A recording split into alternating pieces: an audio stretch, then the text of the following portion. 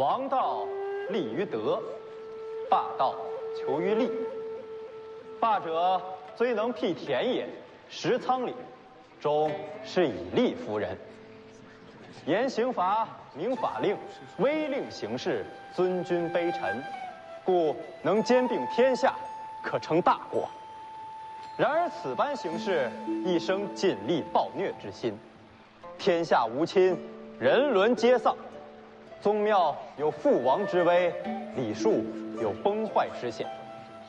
古之王者，人渺天下，教以爱，实以忠，不夺民食，正有荡荡之德。天下有道而生，民皆乐也。放屁！我换个文雅点的方式，他刚才说的这些，全都是废话。徐凤年，尊王见霸，都是扯淡。别都看着我，我不会说话，他替我说。清谈变难，可不是什么人都能开口的。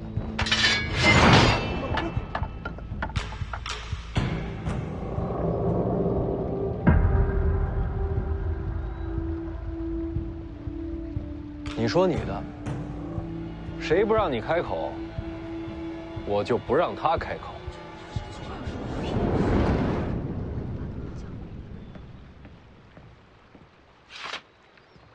我要说的很简单：若能经世，义必有利；若可济民，道必有功。因为霸，故本于王。满口胡言！王霸并用，此等事公心态，只会毁去儒家根基。若世上只剩蝇营狗苟，我辈当哭500年后。若不能固利，不能济民，哭500年又有何益？当下百姓食不果腹，他们该向谁哭去？荒悖之论，鄙俗之言，这还算什么清谈变难？天天清谈，除了怀念所谓的先故盛世，还有何作为？引经据典，话说的倒是漂亮，能让百姓多吃1碗米，多穿1件衣吗？只有争论不见形式，有害无利，清谈误国，就是从你们开始的。你放肆！一派胡言，说的是太无理。给我好好说话。你是什么人？北凉徐凤年。当街杀人的那个，听说死儿子啊，凤年，就是他的世子。对呀，就是他。一个个话说的听不懂，看见刀倒是知道害怕。你接着说。我找了些当年灭楚的老兵，让他们看看徐凤年身后的那些女子。不用了。你怕了？国战未起时，我去过楚国王都，曾见过楚国王妃，这张脸和当年王妃几乎一样。是楚国公主？应该是。你家族兄就是死于楚国王室之手。没错。那你还犹豫什么？还不赶紧动手！你杀楚国公主，我杀徐凤年。你以为卢家会为了你去得罪北凉吗？你不敢复仇了？你什么意思？我要是杀了楚国余孽，或许会激怒徐凤年，到时候我就把你交出去，用来平息北凉怒火。卢家绵延至今，靠的不仅仅是有仇必报，也要学会和光同尘。你背信弃义！动手吧。所谓义利，未必就是背驰之道，单纯求得不明律法，只会让天下大乱。你们追崇远古之时，可沧海桑田，人心早已不古。所谓王道者，民民无声，那还不如官吏施政清明来的有效。这，就是北凉的处世之道吗？我觉得他说的挺好，世子，这是想和天下读书人为敌呀！别老往大里说，江南不是天下，你们也代表不了读书人。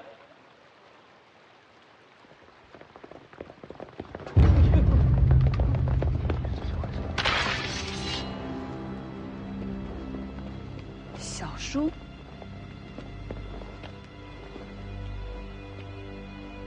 这是琉璃亭的遗孀，她借报国寺清谈，是为了刺杀世子，我替世子把她擒获了。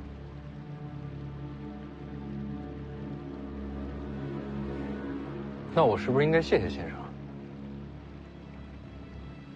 诸位，后院稍后，事后卢家自会赔罪。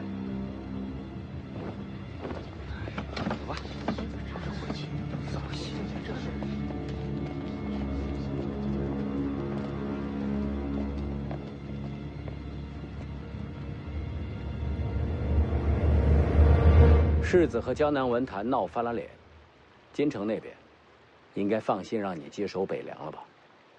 大事做完了，该聊聊小事了。怎么算小事？国运是大事，家仇是小事。他是谁？我家侍女啊。世子应该知道卢家和楚国的仇怨吧？这和他无关。世子只要把他留下，卢家会支持世子成为北凉之主。朝中若有风吹草动，卢家会给世子送来消息。一个侍女换一个家族，如何取舍？世子应该不难选择吧？是不难，我不换。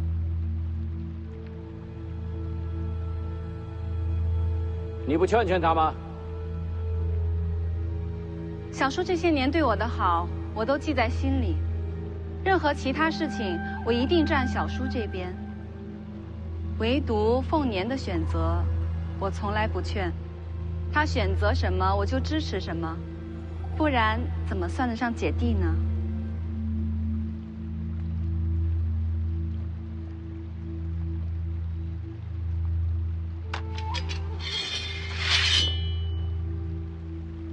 世子放心，我不会杀你。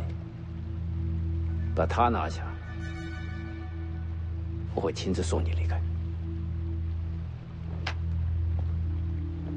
我大概不是你的对手。世子只要把路让开，卢家会给你补偿。我也劝你一句：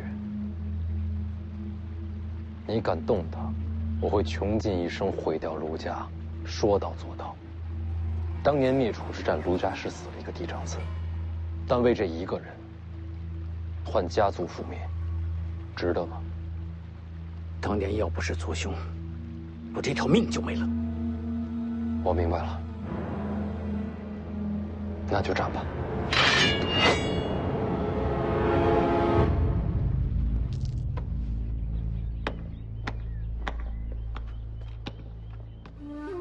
嘿，走走。怎么？你也想继续变难啊？我等人。走开！我答应陈哥哥在这等他的。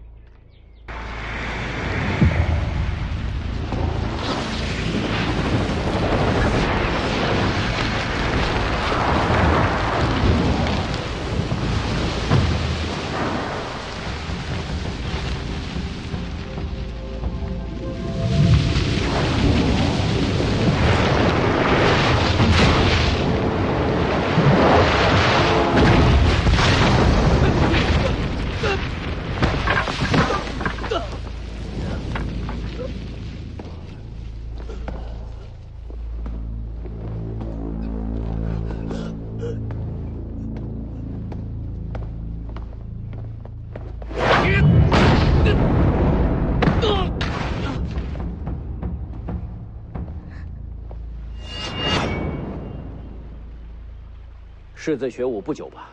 是也觉得本世子太天才。确实是天才。王重楼虽然把大黄庭交给了你，但是他教不了你刀法精髓，武学心法。这么短的时间内，就有了大家气象。世子将来或许能成为天下前3之列。我也觉得卢先生剑法高深，既然大家彼此欣赏，要不然别打了，把人交给我，卢某自然收手。卢先生什么条件？之前说了，卢家会支持世子继位北凉。不够啊！世子请开价。徐骁6义子最可怕的那个是谁？你应该知道。陈之豹。卢家替我杀他，我把人交出来。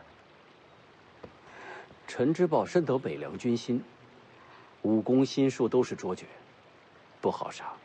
陈之豹不死，我怎么接手北凉啊？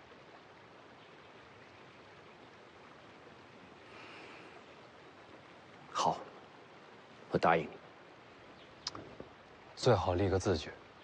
卢先生可带了纸笔？寺内有。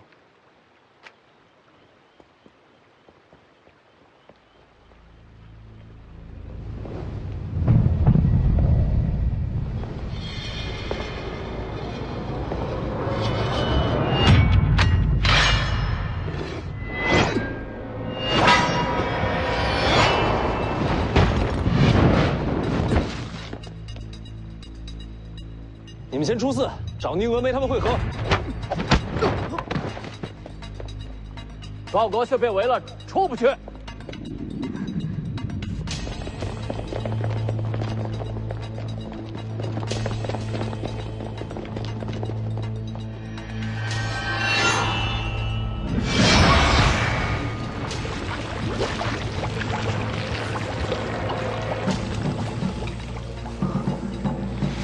唐熙进行的箭手为箭。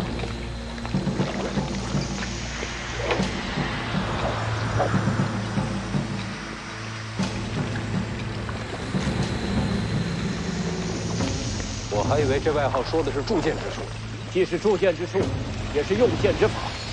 世子放心，不会伤害你的性命。世子。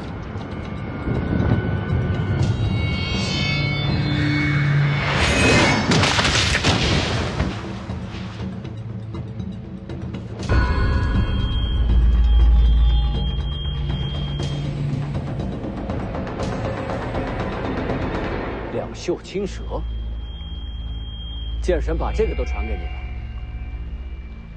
才入门，这也是你的极限了吧？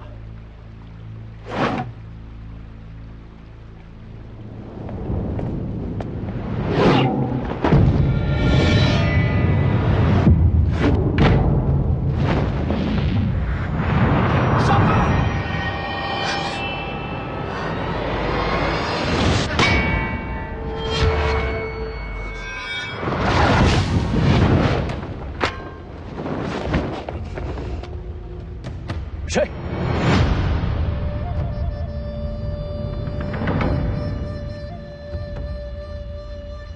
卢家私事，外人请勿插手。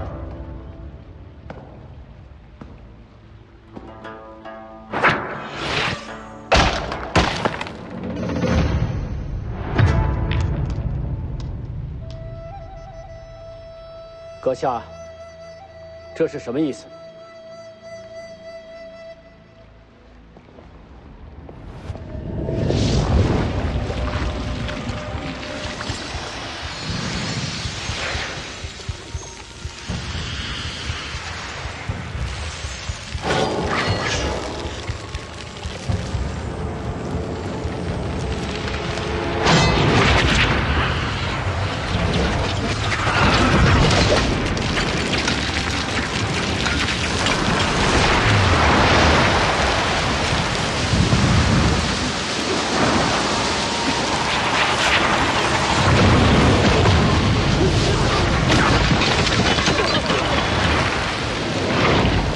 向左一步，长剑横掌。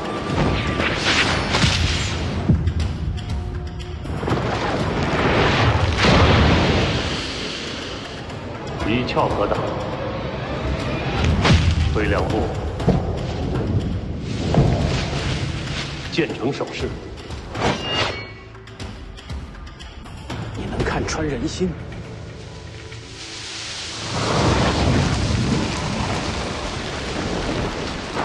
直刺，求见横党。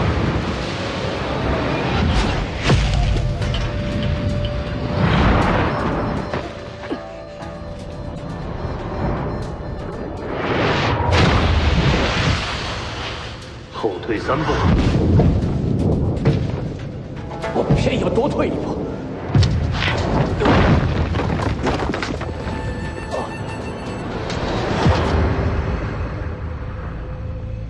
我不会读人心，我只是说出了最佳的应对方案，是你自己非要多退一步。你扔出那颗石子的时候，就已经算好了我最后落败的这一步。人心如炬，官子无敌。你是曹长青。我记得你那族兄。当年他就是死在了楚人的手里，如今我被你杀，也算是有始有终了。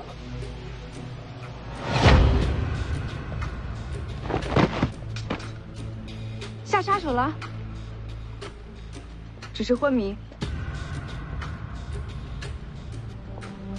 多谢曹前辈援手。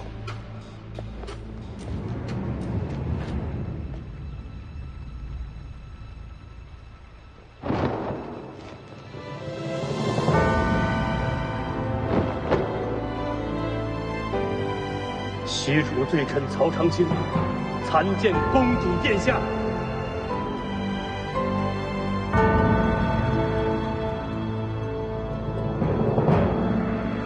卢白洁要杀殿下，是为报仇，合情合理，所以臣拦他，但不杀他。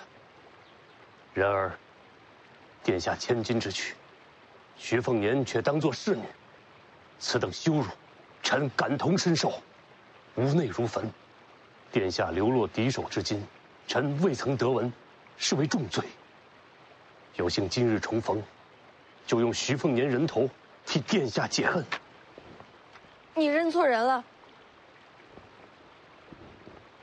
殿下也许忘了，臣在宫中做齐诏的时候，见过殿下。虽然年数已久，可认错天下人，也不可能认错公主殿下。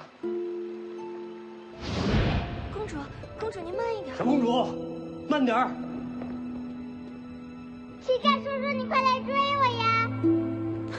小公主，别摔着，我来了。齐兆叔叔，殿下稍待，臣先杀此人。齐兆叔叔，他待我不错。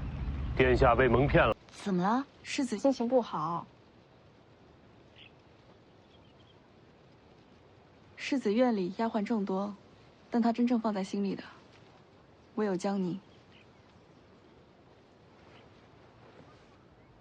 那你呢？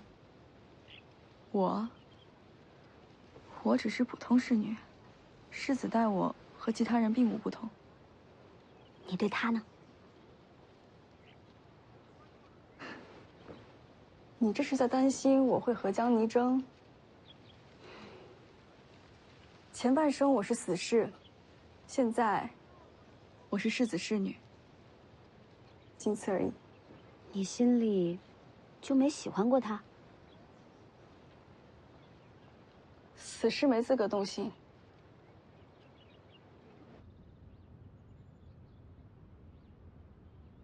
你知道曹长青吗？20年来，天下武平稳居3甲，有谁又不知道呢？曹长青武技奇艺双绝，曾是西楚名士。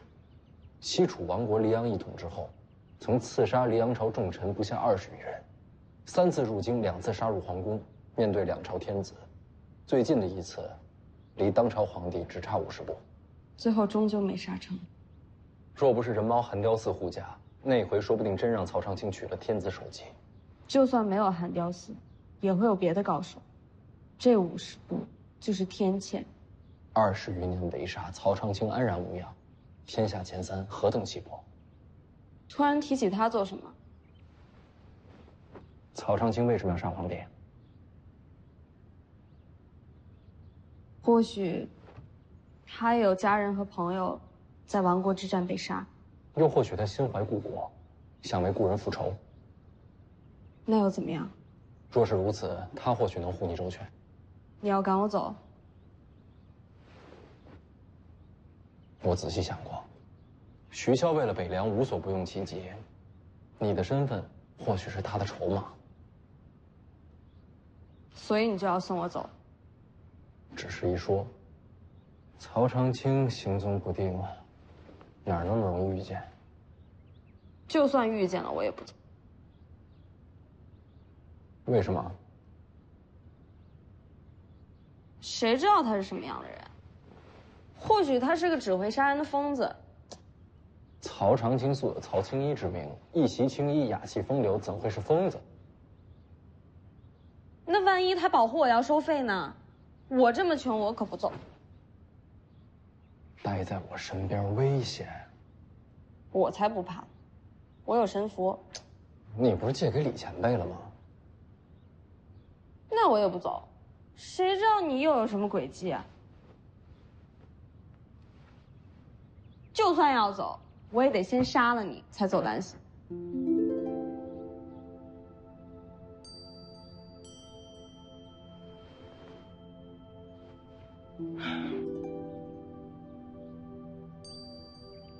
好，不走。不管徐骁什么谋划，我护着你。到时候还不知道谁护着谁。那咱们说好了，你没杀我，就不离开。我不杀你，你不许死。一言为定。幼稚。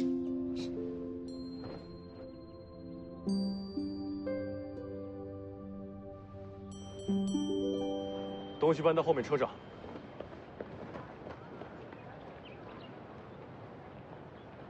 宁将军，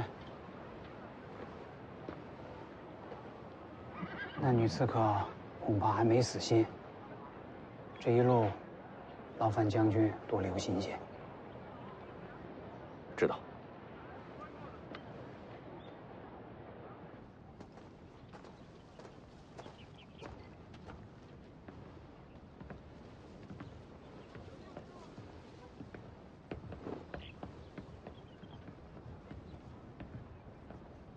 怎么穿的这么少？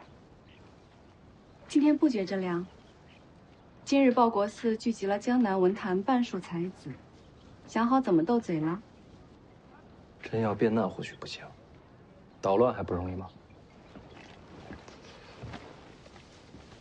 前辈，要喝不？卢家其他不行，粥熬的不错。不用了。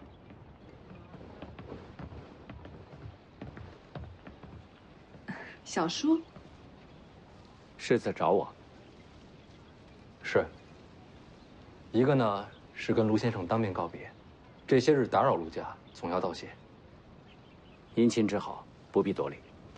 还有一个呢，是问卢先生一件事情。请讲。卢家有没有家规？凤年，要是没有，小侄可以帮着想一想。府里有人惹到世子了？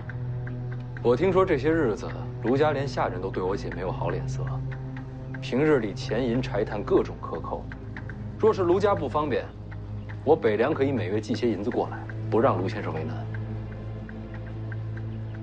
有这事？有，七爷您对小姐很好，可府里人却没少给我家小姐脸色看。具体是谁？给我名字。我知错了，不愿意磕头认错的。哎，卢家竟没有尊卑不分的下，从今后更相干。徐知火他名声败坏，说他的又不止我一个。这是你的月钱，走吧。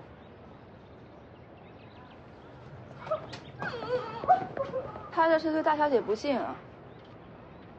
要不要我去？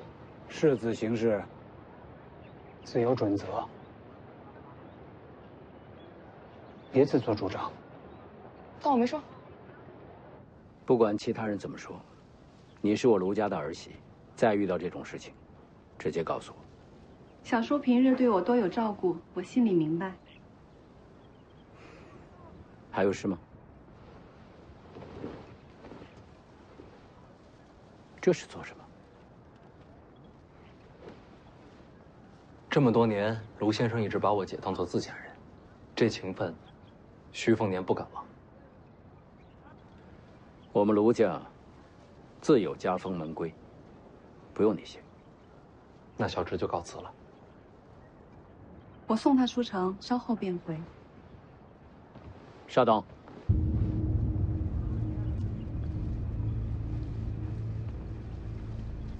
初见面时，晚辈便说过，愿领教剑神的两袖青蛇。世子入住府内，若要动手，没有了待客之道。如今前辈要走，不知晚辈是否有幸与前辈切磋？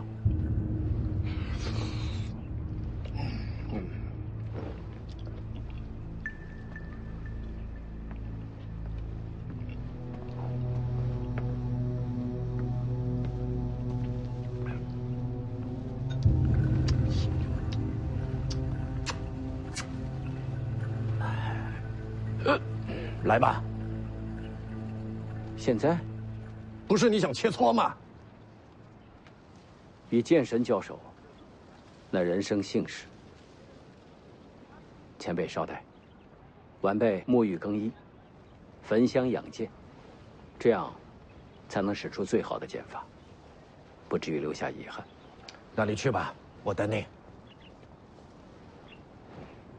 喂，还有何事？你这沐浴焚香的得有一会儿吧？是。再给我那碗粥。啊？切纸咸蛋行不？好。哎，要不先走吧，打完了我就赶上来。我们在城外报国寺等你。等等，前几日才遇刺客，要不今日还是等前辈一起。那是偷袭，如今我们早有防备，和姑娘不会有机会。再说了，报国寺离阳城不远，又是文坛集会，刺杀也不会选现在。变难快开始了，先过去吵架要紧。哎，坐，啊。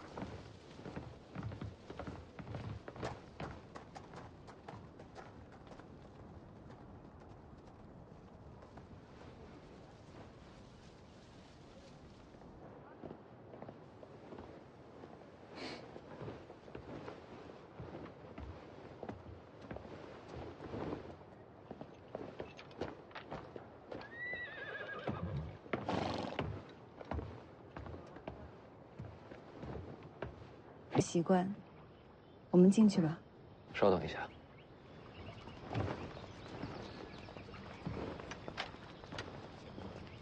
这些公子都很有文采的，肯定能听到很多新颖的观点的。嗯，是啊。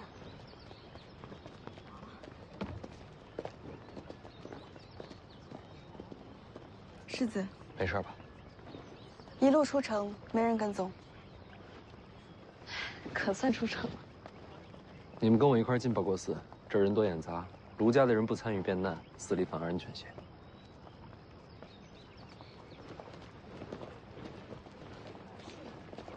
走开。陆公子小姐福源四海，长命百岁。我喜欢这句长命百岁，手伸过来。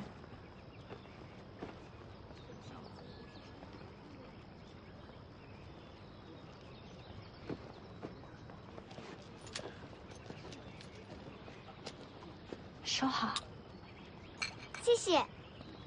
寺里后院池子里有瓜，寺里准备免费给朱四公子解渴，很甜的，你们去试试。好，谢谢你。走，进去吃瓜。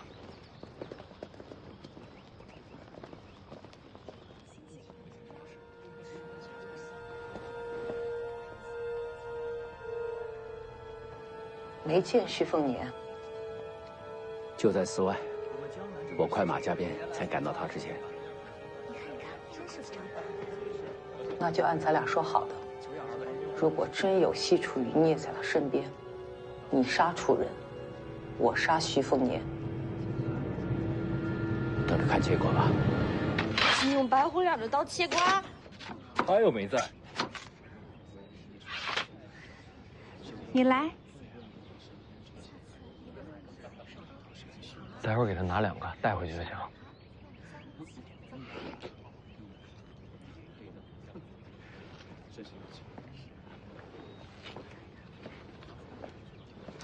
小姐，太凉了，别吃太多。就这一块，没事的。这还要吗？这有什么用？能腌着吃。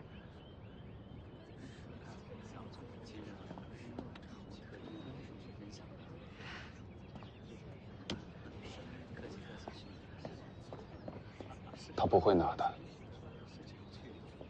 那些瓜是给文人雅士准备的，他若拿了会被赶出寺去。他是个可怜的孩子，以乞讨为生，家里还有个瘫痪在床的爷爷。若不是这个孩子，老人家熬不过3个冬天。这寺里的和尚见他可怜，才默许他入寺乞讨。你认识他？我教过他认字。家里都这样了，认字有什么用？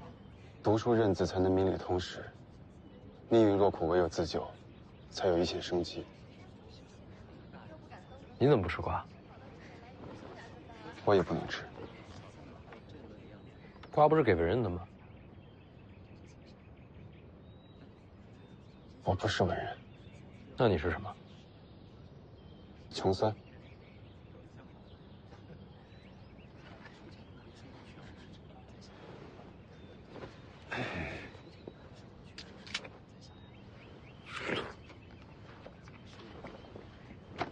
公子与我同坐，会被世子名流笑话的。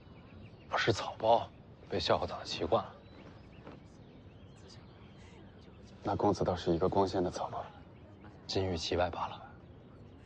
你也是来参加变难的？穷酸没资格入场。那你来干什么？看书。来寺里看书？嗯。那些文人雅士常给寺里送钱，偶尔也捐书。我来的多了，便能找和尚借几本看看。为什么要给寺里送钱？求财、求运、求姻缘。不向书里求，倒向寺里求。公子，请看水池里。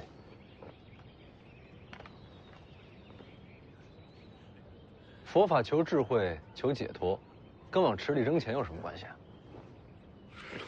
他们不在乎佛法修行，他们只求眼前财。那不是舍本逐末了？能说出这样的话，公子就不是草包。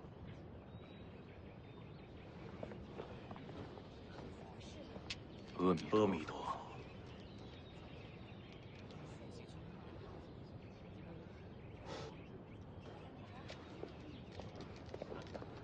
大师傅让我捡几枚铜钱。去吧。这寺里的和尚人还不错的，也是慈悲。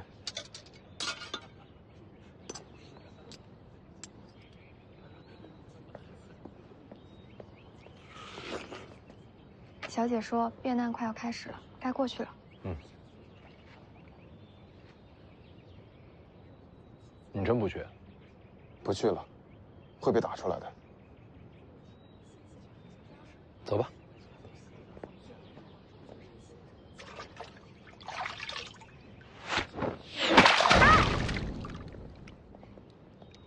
小贱种，谁让你来捡许愿钱的？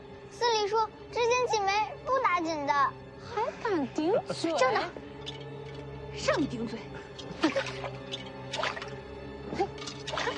这可比偷壶有趣啊！啊！我不敢捡了，我再也不敢捡了。现在求饶也晚了。只是捡几枚铜钱，何至于此啊？你又是哪来的寒门猪狗？陈哥哥，没事的，我不疼。砸到你了吗？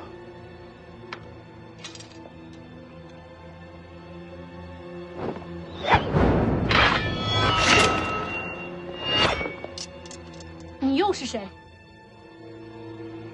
本世子从北凉而来。北凉，徐凤年。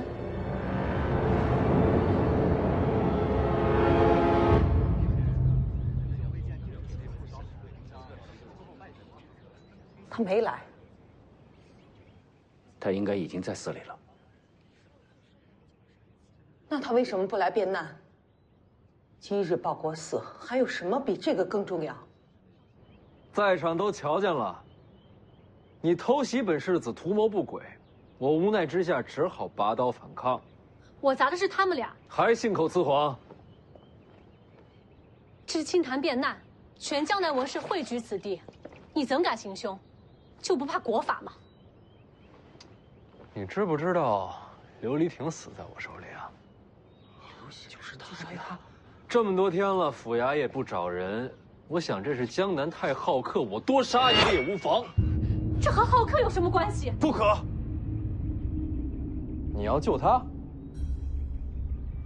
你能杀了他全家吗？杀了他，你可以扬长而去，但这丫头走不了。对方家族不敢报复你，可他怎么办？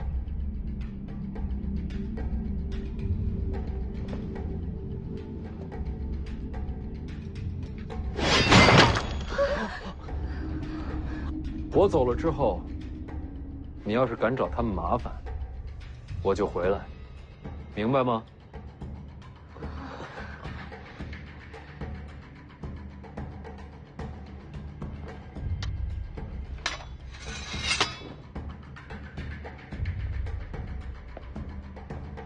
贵姓？在下陈希亮。陈希亮，你知不知道今天变难的题目是什么？王霸之变。何为王？何为霸？以德行人者王，以利假人者霸。既然知道，敢不敢与众人变难？我陪你去那边院子，谁要说你没资格，我手里有刀。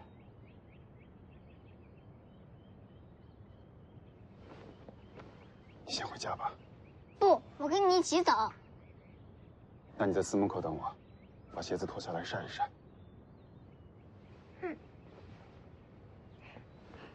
去吧。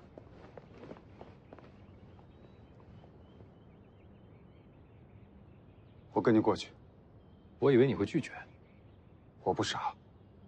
只有让所有人都知道我是你麾下的走狗，才能保住我跟他的性命。你知道我是谁？他刚才不是说了吗？北凉徐凤年，天下第一纨绔、最跋扈的草包。像你这样的草包，天下多几个才好。不要！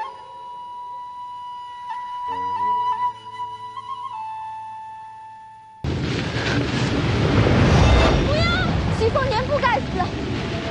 你不该在这里。你认识我？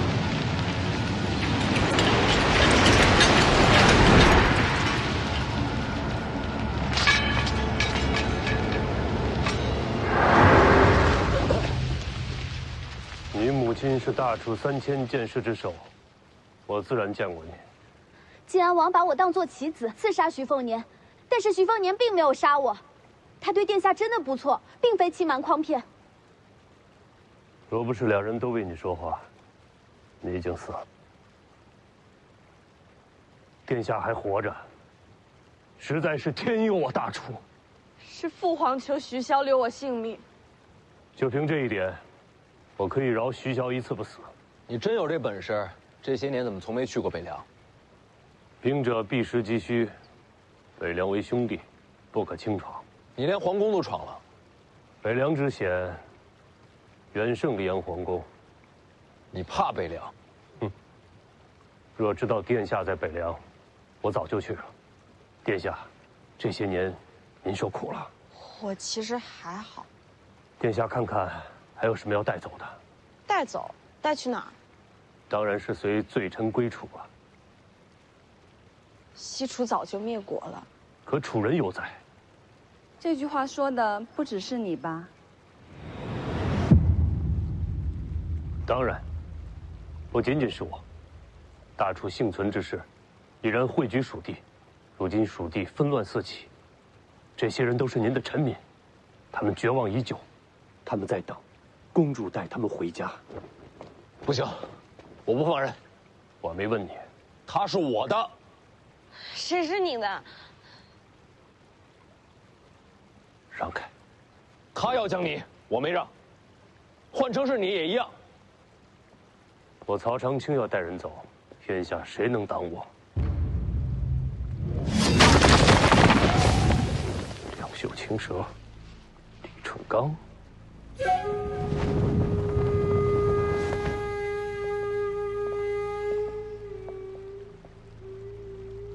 我知道自己叫什么名字，不用你说。您不是被留在卢家了吗？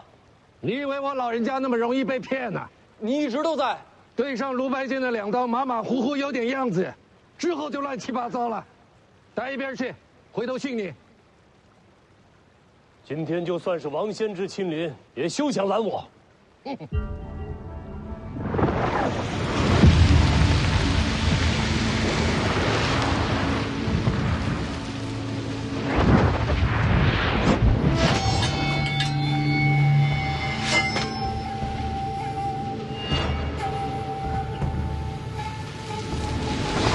你老了，说这废话。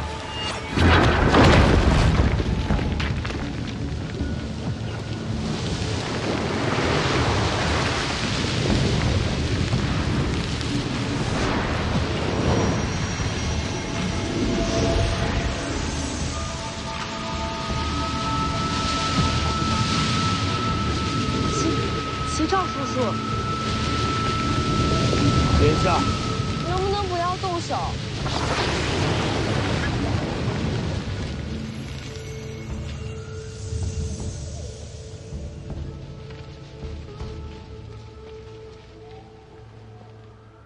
曹长青，听凭殿下吩咐。齐赵叔叔，我能不跟你走吗？公主殿下，如果您留下，只能是一个侍女。这样的身份，他会娶你吗？我没说要嫁他。等一下，既然不打了，要不别站在这儿说，找个地方进屋说。也好。青鸟，你去外面找魏爷爷和宁峨眉他们，让他们守住报国司，不要让人进来。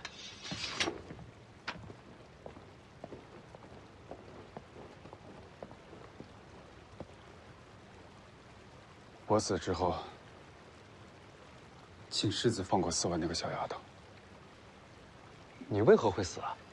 曹长青现身，蜀地乱局将起，天大的事情都被我听到了。我若不死，天理难容。其实你还有一个选择，如果你投入北凉麾下，就不用死了。我若走了，那小姑娘就没人照顾了。把她一起带去北凉。她爷爷瘫痪，家山重病，无法远行，所以老人家去世之前，我不能离开扬州。没关系，你可以留下照顾她。留下。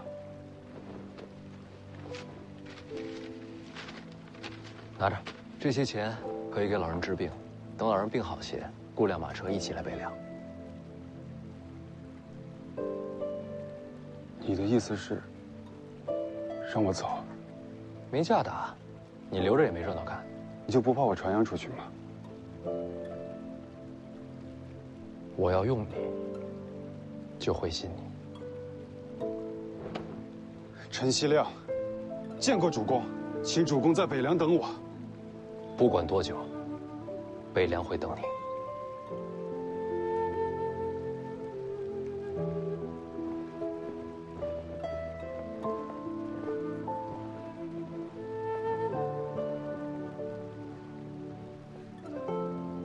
觉得这书生可用？可用。真不怕他卖了你啊？士族和寒门在扬州如天地之别，他若想要希望，就只有到北凉去。哥哥若是踏入历史的泥泞，你愿意跟哥哥一起吗？只要爷爷没事，陪哥哥去哪儿我都陪着。那我们就说定了，等爷爷好起来，我们就离开江南。去哪儿呢？往北去。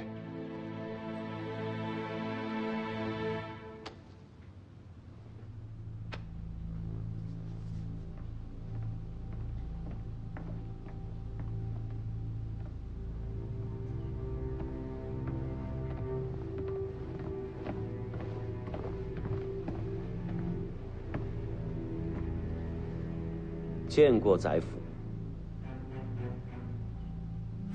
你来了。宰府相召，岂敢不来？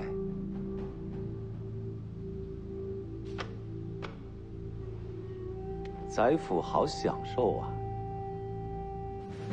啊，我不喜欢清贫养民那一套。我要让读书人看了心生羡慕，激发起他们往上爬的愿景。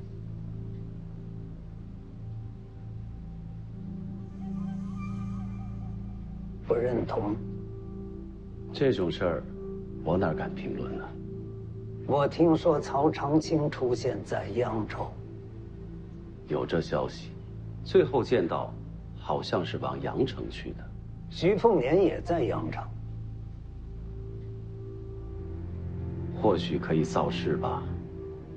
就说北凉和曹长青他们。不，再等等。你那先别急，看看曹长青和徐凤年会不会遇上，遇上了，又会是什么状况？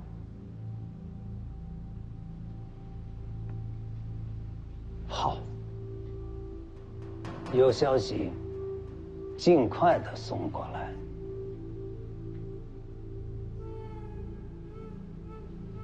宰府放心，去吧。楚国义士潜藏蜀地，苦等公主久矣。徐凤年极有可能是下一任北凉王。黎阳皇室应该会送一个公主给他。北凉虽强，但终究臣属黎阳。江宁走不走跟徐家有什么关系？公主若随我入蜀，便是民心所向，待聚拢旧部，便可重归西楚。而黎阳多一个外敌，北凉地位更加稳固。其次，成了楚国女王，你才能真正和徐凤年身份相当。我和他什么关系都没有。曹前辈，我能说两句吗？第一，养寇自重的事儿，我北凉不会做。第二，北凉秣马厉兵是为了守天下太平，从没有想过叛乱谋逆，让刀兵再起。如此迂腐单纯，怎么能做北凉王？视人命如草芥的大人物已经够多了，我偏要做一个有底线、会迂腐的北凉王。公主怎么选？我没想过做大人物。不是大人物，您是西楚人最后的希望。公主忍心看楚人就此沉沦吗？为什么一定是我？您身上流淌的血脉，为您带来荣耀，也生出责任。公主，王族无权逃避。够了！不要逼他。世子若交还公主，我可以替你杀陈之豹。江离不是筹码，不管你给我什么，我都不换。你想强留公主？她自己的命运，让她自己选择。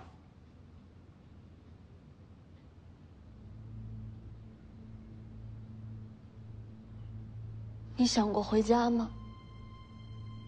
做梦都想。楚国亡了，我们这些人就像浮萍断了根系，从此无依无靠，再也寻不到归处，也寻不到去路。若能与楚人重聚，家乡也就不远了。但是殿下，这不重要。不重要。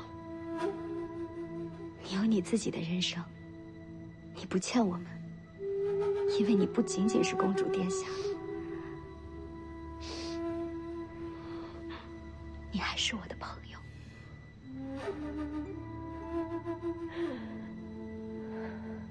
公主，我尊重您的选择。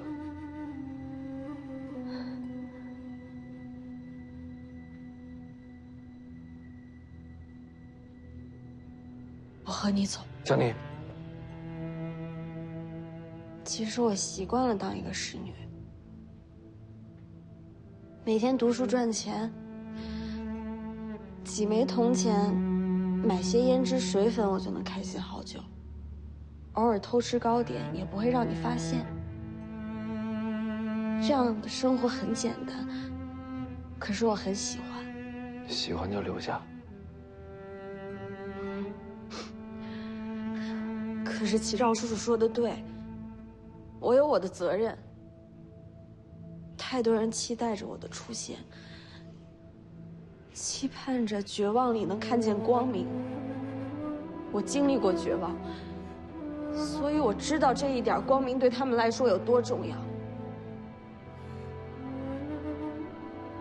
我是江妮，是你的侍女。我也是西楚公主，王族血脉。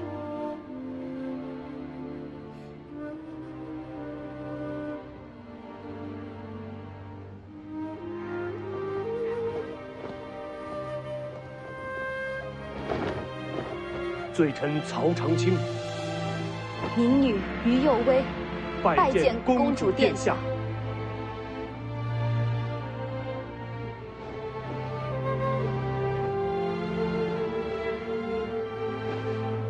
我的第一个命令，就是你们二人以后见到我无需下跪。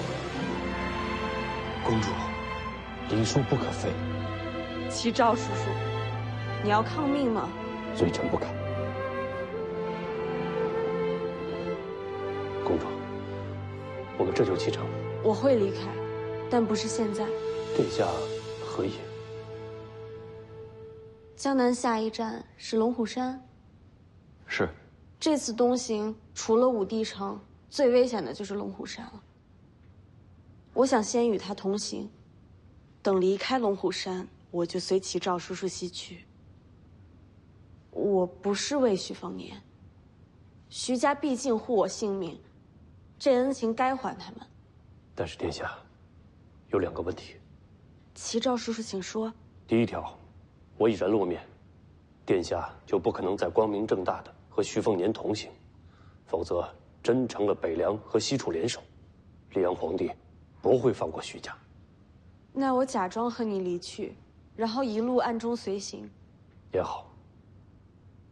第2条，这徐凤年怎么办？把西楚公主藏在身边这么多年，徐家怎么向皇室交代？这倒不要紧，这么些年我一直在尝试刺杀徐凤年，一查就能查到。由此推断，很容易得出我一直在隐藏身份、蓄意报仇的结论。殿下一直在刺杀徐凤年，为什么？因为楚国公主的命还是挺有用的。为什么偏偏让我活着？关键时刻是拿我的命换东西。我以为徐骁会要我性命，所以从小就试着刺杀徐凤年。就算徐骁居心叵测，那跟你杀我有什么关系啊？男人都是笨蛋嘛，这还不明显啊？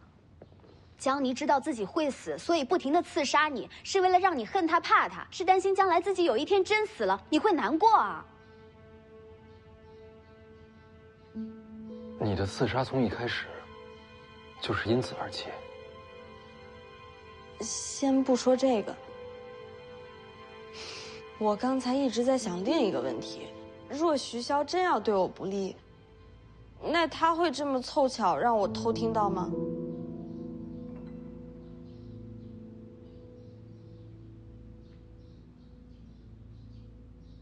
我觉得不会。我也觉得是。我觉得徐骁是故意让我听到这些话的。还有，我一次次刺杀他，真的能瞒过徐骁吗？他为什么不阻止我？你还记得你说的话吗？徐骁常说，为达目的不惜代价。这一行，你们二人恐怕就是代价。我一开始是以为徐骁会把你们交给卢家，可现在想想，齐赵叔叔出现，如果我们跟他走了，那这么多年的刺杀就恰巧为徐家打消了猜疑和隐患，有这么巧吗？因为有你们在，所以刚才他没杀我。我和于右威真正的作用，其实是在这里，而不在卢家。曹前辈，你为何会来阳城？我是为了殿下而来。你怎么知道江离在我身边？我不知道殿下是否还活着，但我找到了这个神符。对，神符是西楚重宝，我在路边的商贩手里发现了它，于是顺着线索，一路找到这里。神符不是在您手里吗？被人借走了。谁借的？王爷想借前辈一样东西。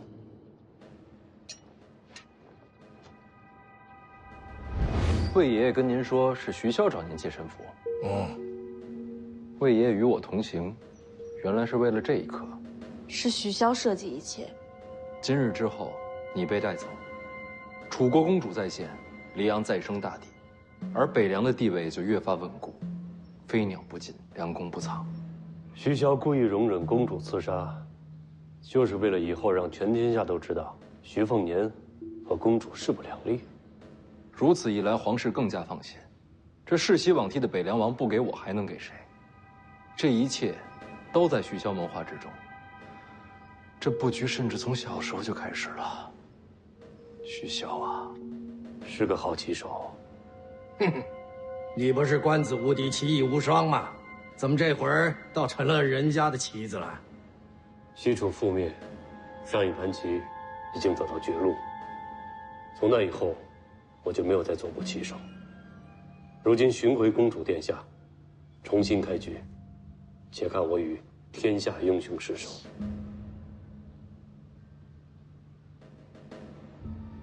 殿下，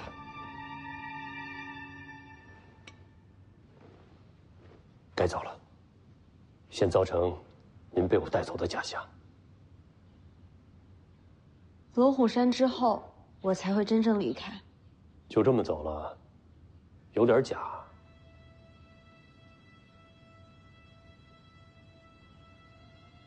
哎，想说什么就直说吧，我懒得猜这么话里藏话。既然遇到剑神，怎能不领教一番两袖青蛇呢？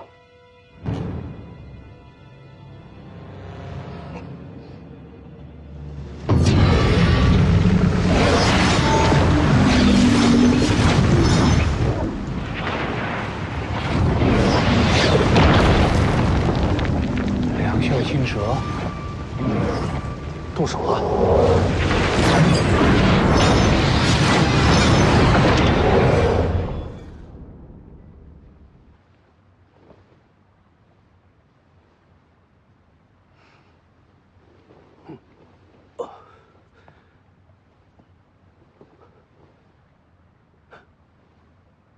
我居然没死，曹长青呢？曹长青认出江离是楚国公主，勃然大怒，对凤年动手了。幸好李前辈及时赶到，与曹长青交手一招，谁胜谁败？平分秋色。曹长青把江离和于右威带走了，李前辈护住了凤年，不曾追赶。果然是楚国公主，可惜没看见曹长青和剑神交手。世子人呢？就在院里。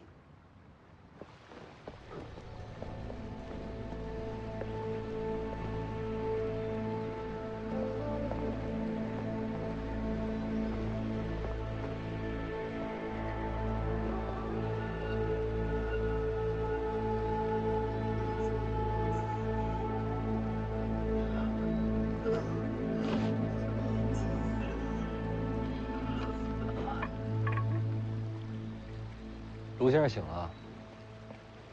他们仅仅只过了一招。是，仅仅交手一招。天人临凡，也不过如此了。谁能想到，人能拥有如此可怕的力量？卢先生既然醒了，还对我动手吗？卢家从来就没想过要跟北凉决裂，今日之事，说到底都是他的怨恨所致。一切都推给他，总要有人承受怒火。我没有怒火，他恨我是理所应当，算不上死罪。世子宽仁，让人钦佩。我姐选择留下。如果卢家不想和北凉决裂，请善待他。世子放心。我最后送你一程。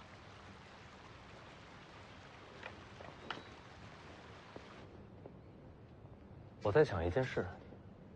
什么事？魏爷爷从李前辈手里借走神符，可把神符送到曹长青眼前，再制造线索，让他自然而然找到报国寺的，应该另有其人。魏爷爷初到江南，并没有这样的手下。还有呢？曹长青现身时要对我动手，我记得大姐始终面不改色。你知道有江泥和于为在，曹长青不会杀我。就算江泥拦不住他，你也清楚，李前辈没有被骗。今日一切变化，都在你预料之中。江南布局，是大姐掌控一切。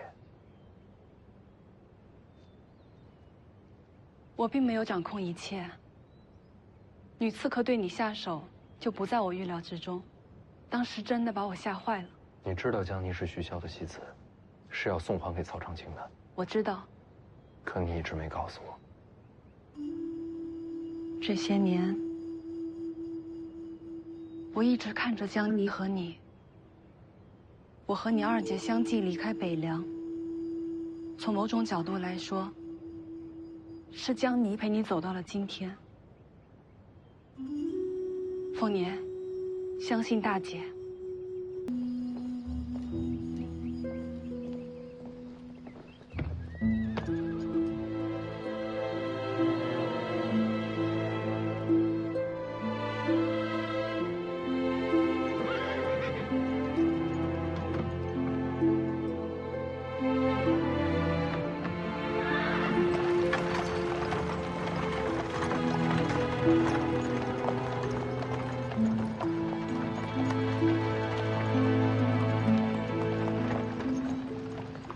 小姐，走远了，进去坐会儿吧。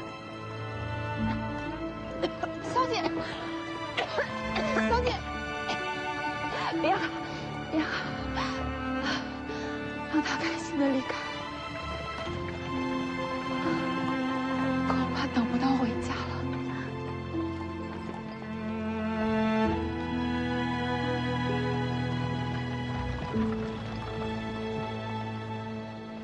齐赵叔叔刚刚出手，今日探听虚实的人必定不少。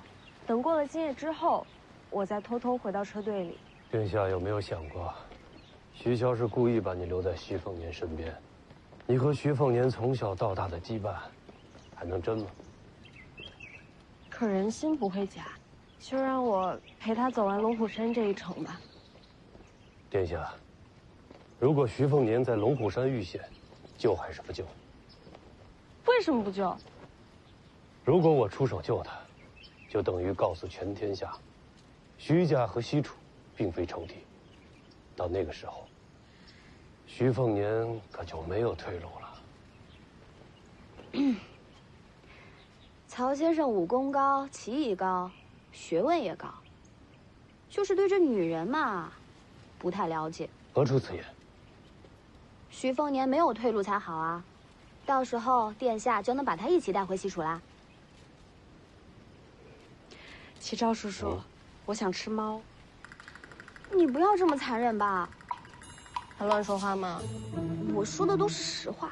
你以后说话小心点，不然你家猫后果可不好说。偷偷说两句行不行？最好别让我听见。喂，你等等我。喂。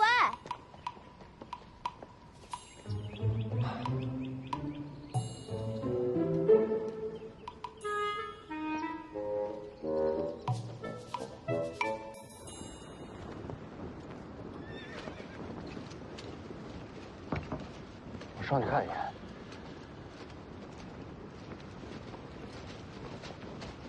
行了行了，我知道了，不能让人刺杀这小子。哎呀，真不知道上辈子欠了谁都。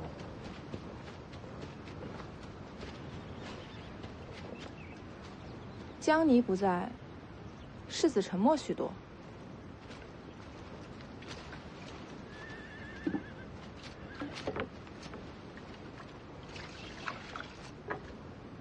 江离是侍女，你也是侍女，你就没有想过取而代之？世子将来可是北凉之主，权倾一世呢。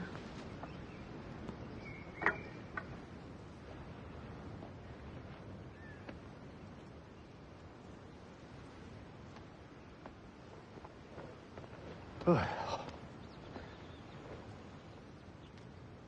为了躲避官府耳目，江离今晚不会回来了。我知道。你真打算放他走啊？我又打不过曹长青。你若想留他，我来对付曹青衣。那丫头资质超凡，适合传我衣钵。那前辈可以到西蜀去收徒。你真不想留他？想啊。但江离不只是我的侍女，她有她自己想走的路。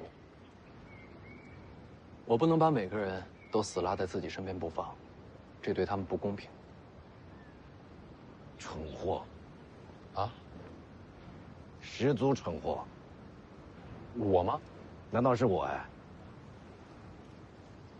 反正我也打不过前辈，前辈说什么就是什么。我看到你使两袖青蛇了，还行吗？一塌糊涂。看来我资质一般。为什么是两袖青蛇，不是两袖青龙？这名字也有讲究。腾蛇化龙，龙虽然高贵威严，可一旦变作龙，也就成了传说中仙人诸神的麾下走兽、仙家坐骑。只有未化龙的蛇，心中才有斩破一切的野望，才有往上攀爬，哪怕是和自己争斗，也要吞噬天下的狂妄。记住青蛇真意，才能用出真正的两袖青蛇。人若是屈服，就失去了这份不羁。向谁屈服？向自己的心。人会害怕，会绝望，会恐惧，会退缩。你心里面的种种折磨牵扯着你，不让你往前行。真正的两袖青蛇是斩心之剑，斩断心中的恐惧，才能踏破束缚，去走自己选的路。剑术、剑招、剑意都不重要，明白这些，才是两袖青蛇。